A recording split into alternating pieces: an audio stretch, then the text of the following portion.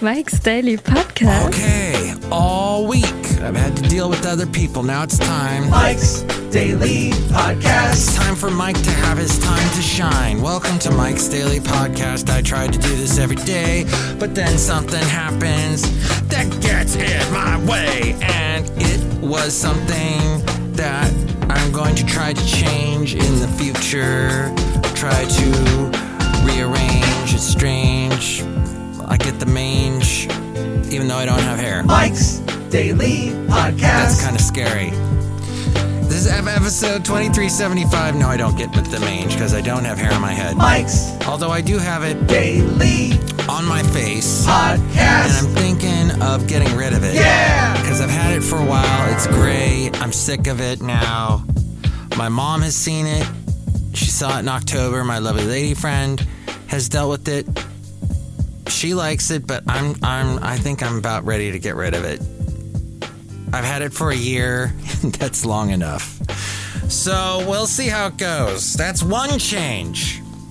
Another is yours truly. Oh, by the way, on my way into work today, I had to deal with a traffic jam on the Dublin grade.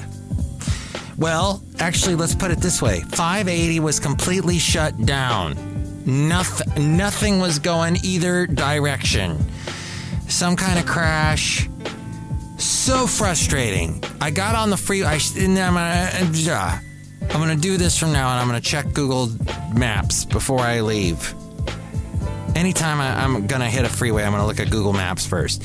Because particularly about the Dublin grade, there's only two ways through the Dublin grade. There's 580 and then Dublin Canyon Boulevard.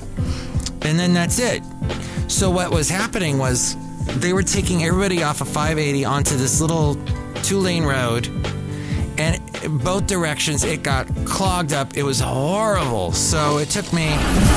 And here's today's podcast picture. What's usually a 15-minute drive took an hour and a half. And I hate that. I hate that about California. I hate that about the Bay Area.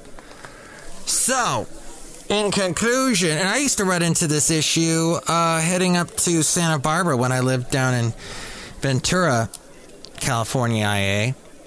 I would be driving. I commuted up to UCSB for 2 years. And I had to drive up from Oxnard up through 101, the one. They merge together, and they go along Pacific Coast Highway there. Oh, Basil never saw. The late, great Basil the Boxer. He never got to see that part of California. Sadly, we never drove down there. We should have taken a road trip, but we never did. We never did. We took lots of road trips, but we never went down that far south. I think the furthest south we went was Monterey and Carmel, which was very nice. Okay. I think I had a fire last week. Big Sur had a fire and the smoke went up into Carmel and poor Carmelians had to deal with that. But I think everything's fine now. Okay. Anyway, Cafe Anyway. I would driving to UCSB as I went to UC Santa Barbara for 4 years. The first 2 years I commuted, and I would get stuck sometimes on this horrible traffic on 101. And if 101 shut down, if that little rivulet along the Southern California Riviera got shut down, you had to go inland to Ojai and through this incredibly long drive past Lake Cachuma and all the rest. Or was it Casitas? Shoot, I think it was Lake Casitas now that I think of it. So, Cafe Anyway. It'd be a lot. So, I hate traffic jams. I know you do too. So a picture, the podcast picture today is a little picture I took. I saw a nice sight. Despite all the craziness on 580. Do you know what I did? Don't tell the police, but I got off the freeway going down the on-ramp. And you're not supposed to do that. I did it though, and so did like 100 other people. So just the local police and CHP did not have this down. They did not fix this right. It was awful and a crazy day. All right. Also this week, one of the reasons why I could not bring you a podcast. I wanted to do it Monday, Tuesday, Wednesday, Thursday, Friday. Wanted to bring you a podcast every single day. Every single day I was thwarted. Numerous reasons, but the main reason being one of my coworkers was out. And part of my job description is that I am supposed to do his job when he is out on vacation. And he was out for an entire week. And that, I found out, is impossible to do. Because my job as a manager takes all my time already. I'm dealing with employees that have a lot of things come up. Random things come up. They are completely, every day is a new challenge, an unexpected thing here and there and everywhere, and nobody gives me a break on that job, on the manager job. So now I'm doing this other guy's job who also has a bunch of stuff to do. And it was impossible. I tried to take some of what he does and give it to my employees, disperse it. But like, one guy doesn't check his work. He does not check his work. I have to constantly get on him to check his work, and he never checks it. If he would just check his work. I've said it to him over and over again, but he doesn't. And he looks at his phone a lot, and he's in his 30s, and he looks at his phone a lot. And the other day I walked in, I saw him on his phone, and he hadn't checked his work, which is meaning every time he doesn't check his work, that means more work for me. And I told him that. You know, every time you don't do something right, I got to do twice the work. And I saw him on his phone. I go, I'm going to throw your phone right out the window. I said it like a okay boomer. I said it like a 53-year-old, which I am, with the gray beard. I said, I'm going to throw your phone out the window. Which the window doesn't open because we're in an office building. You know how that is. So, to sum up, I cannot do this job, my job, and the other guy's job simultaneously. It cannot happen. So this other guy, next time he's off, he's got to groom somebody else to do it, because this was just too much. Just check your work, people. Check your work. That's all you got to do. That's probably, as we go outside a cafe anyway, we're bringing Mike's Daily Podcast somewhere in Podcastro Valley 10, the last place on earth. That is the biggest downfall of the younger generation, is they don't check their work. They think they do it right the first time and they don't have to check it. But you always have to. Always. And it's not, if anybody younger than me, and including me, but here's the thing, I'm very overchecky. I overcheck everything, and it wastes a lot of my time because I'm too thorough. But somebody I worked with years ago, because I had this problem when I was younger, he said, Mike, I'm going to change your name. Your name's going to be Double Check, because you're going to double check everything, that you don't make a mistake. Double check. So if we just over check, we'll probably be in the right area. All right. Enough of me complaining about that. Here's the thing, though, is I am very, after this very difficult week. Oh, and I get this. I kicked off the week by getting my booster. Yes, I got my booster shot on Monday. And all week, I felt tired. All week, I was trying to recuperate. But I couldn't, because I was doing 2 jobs at once. And I told everybody, hey, give me a break, because I got this other job I'm doing. No, did they? They made it worse. So, anyway, with the booster, with being tired, with trying to do 2 jobs at the same time, with everything else piled on top of everything else, it was not a good week, and I could not bring you a podcast. I'm sorry.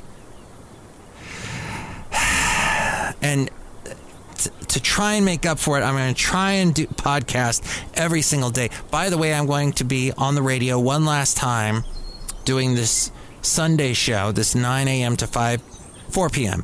9 a.m. to 4 p.m. show playing 70s, 80s, and 90s music, which, by the way, I did not realize that the lead singer of Manfred Mann's Earth Band, or Manfred Mann, it's just called Manfred Mann, but it's not a guy, Manfred Mann.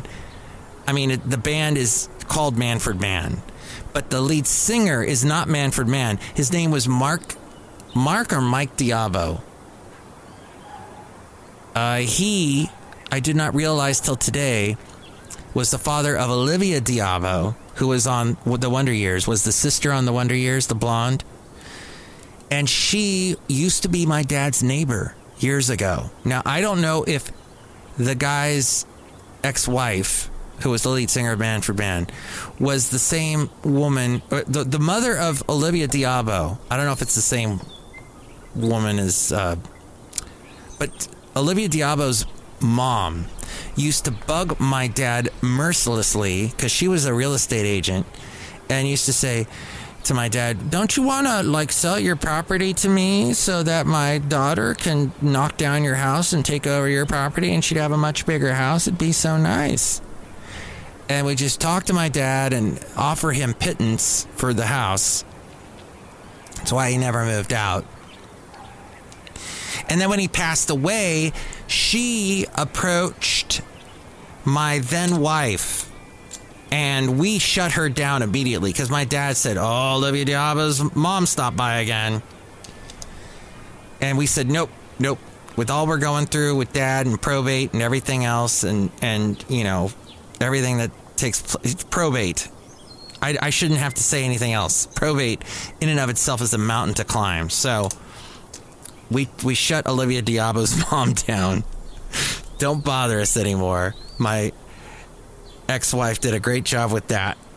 So Olivia Diabo was living next door to me, and she used to be married to Patrick Leonard, who was with the band called, what were they called? Toy Matinee. That's right. And then Patrick Leonard produced Madonna and Brian Ferry and had a bunch of big records in the 80s. So all that I meant to say that because my dad, Olivia Diabo, Manfred Mann. Oh, that's right.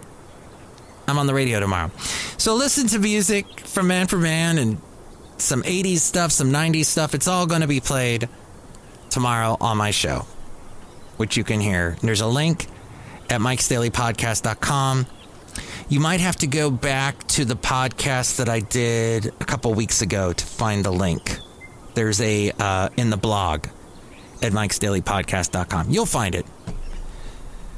So, you're thinking about quitting your job. And maybe it's not just because your job is trying to make you do two jobs in one job. No, maybe it's because it's that great resignation happening. 95% of workers are currently considering changing jobs. This according to CNBC.com. And 92% are willing to switch industries to land a new position, said a survey by career site Monster. The pandemic has created an opportunity for so many of us to re-examine our life, our career, our everything. Ideally, you won't leave your job before you have a new employer. However, if you can't take it anymore and want to resign without another role lined up, at least make sure you have about 6 months of expenses saved up. People think the job search is going to take them a couple of weeks. It will not. It will take a couple of months. That's why it's important to have a plan. Identify your wants. The most important thing to figure out is what type of work you want to be doing, who you want to be doing it for, and how much you want to make. Now is an excellent time for people thinking of making a career change. So many companies are hiring and looking for transferable skills, so you don't necessarily need experience in that specific job. Once you know what you want to do, come up with a list of target companies and include the type of company, type of job, company size, and revenue.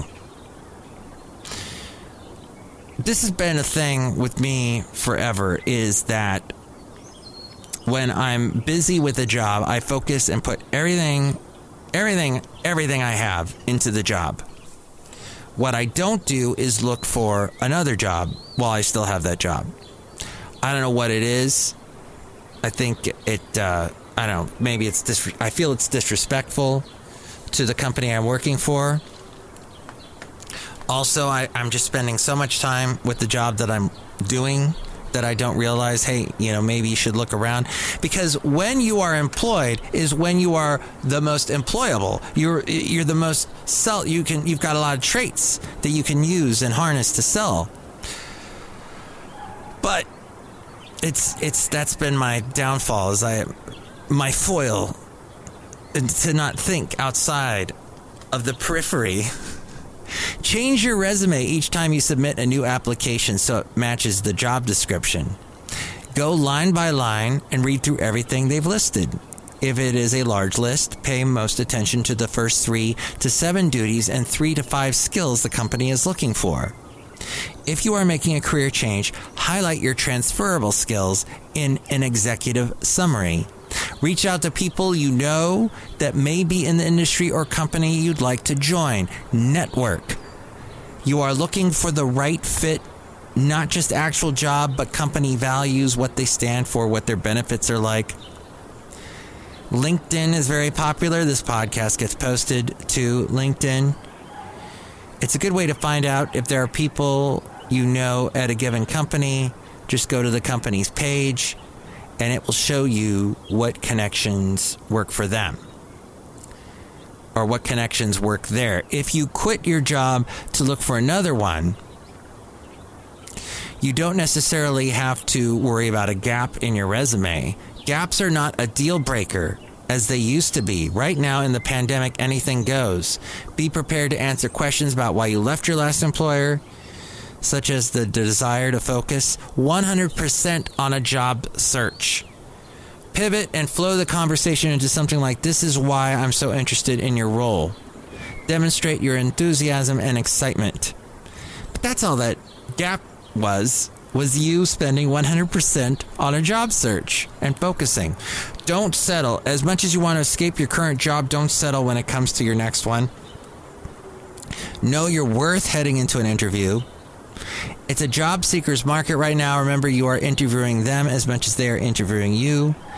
Get the sense of the camaraderie during a group virtual interview and see if you have a rapport with your potential boss. Remember, if it doesn't seem like a good fit, you can respectfully withdraw your application or decline a job offer.